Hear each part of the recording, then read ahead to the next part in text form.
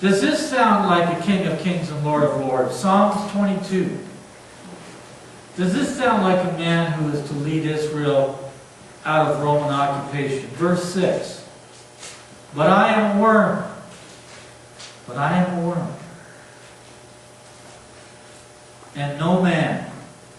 A reproach of man and despised of the people. And they that see me laugh me to scorn. They shoot out the lip. They shake the head, saying, He trusted on the Lord that He would deliver him. Let Him deliver him, seeing He delighteth in him. But Thou art He that took me out of the womb. Thou didst make me hope when I was upon my mother's breast. I was cast upon Thee from the womb. Thou art my God from my mother's belly. Be not far from me, for trouble is near, for there is none to help. Many bulls have compassed me, strong bulls of Bashan have beset me round. They gaped upon me with their mouths as a ravening and a roaring lion. I am poured out like water. All my bones are out of joint. My heart is like wax. It is melted in the midst of my bowels. My strength is dried up like a potsherd, and my tongue cleaveth to my jaws. And Thou hast brought me into the dust of death. For dogs have compassed me, the assembly of the wicked have enclosed me. They pierced my hands and my feet. I tell all my bones. They look up and stare upon me. They part my garments amongst them and cast lots upon my vesture. Be not Thou far from me, O Lord. O my strength, haste Thee to help me. This is clearly speaking of a suffering Messiah, of a Messiah despised of men, a Messiah of no reproach, a Messiah whose hands and feet would be pierced. Speaking of a Messiah who is poured out like water, all his bones out of joint. Speaking of a Messiah brought into the dust of death. David spoke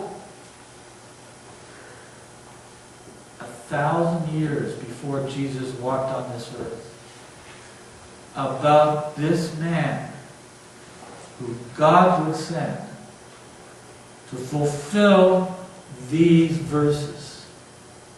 Who could fulfill verses like this? Who could fulfill such things? Only a suffering and willing Christ has ever filled these verses. I introduce to you, through Psalms, Jesus Christ. Genesis chapter 49, verse 10. The scepter shall not depart from Judah, nor a lawgiver from between his feet, until Shiloh come, and unto him shall the gathering of the people be. Binding his foal unto the vine, and his ass's colt unto the choice vine, he washed his garments in wine, and his clothes in the blood of the grapes. Yes, from the tribe of Judah would come one who was to be king over Israel, who is to take that very scepter of David and prolong its days into the very future of this earth.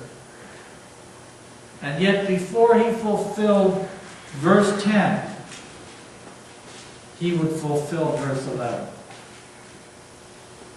And that would be, he would come riding into Jerusalem on an ass's colt. He would bind his foal to the vine. And for coming into Jerusalem, on that Passover feast, when the lamb was to be sacrificed as an atonement for the sins of the people, he would come into Jerusalem and he would have his garments washed in wine and his clothes done in the blood of grapes. That is the Messiah of Genesis 49. But no verses to me are more convincing than Isaiah chapter 53. And sometimes we like to say the best for towards the end. 53 verse 1, who hath believed our report? To whom is the arm of the Lord revealed?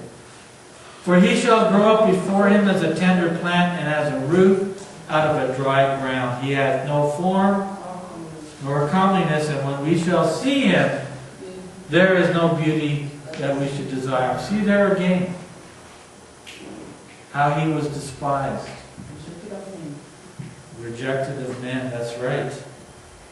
See here, he is of no reproach. You know, was he a beautiful man? Not according to these verses. Nothing really to gaze upon, to look upon special. All these movies made in Hollywood these days, I don't think they even come close to depicting how Jesus really looked. The world is so off in another direction. You know, I don't believe he had long hair for starters. You know, unless he took the vow of the Nazarene, which was not to shave the beard or cut the hair, they would always keep their hair short. In any event, you know, there was no beauty that we should desire him. Verse 3, he is despised and rejected of man, a man of sorrows, and acquainted with grief. And we hid, as it were, our faces from him. He was despised, and we esteemed him not. Surely, now this is where it gets really convincing. He hath borne our griefs, carried our sorrows, yet we did esteem him stricken, smitten of God, and afflicted. He was wounded for what purpose? Our transgressions. What's that? Our sins. He was wounded for our sins. He was bruised for our iniquities. What are our iniquities? Same thing. Transgressions, iniquities, sins. The chastisement of our peace was upon him, and with his stripes, his beatings, his whippings, his scourgings, we are healed.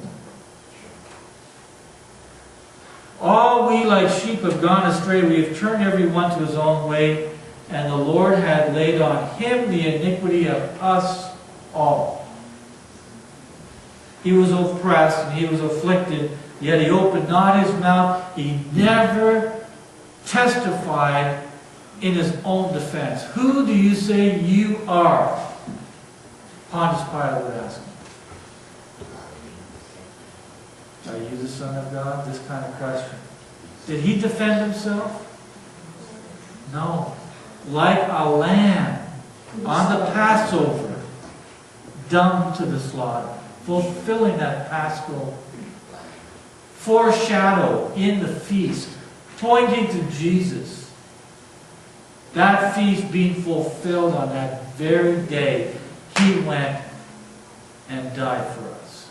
Sacrificed where? In the outer court where the Gentiles would be. Not even in the temple, not even on the normal altar, in the outer court for us, for the Gentiles and for the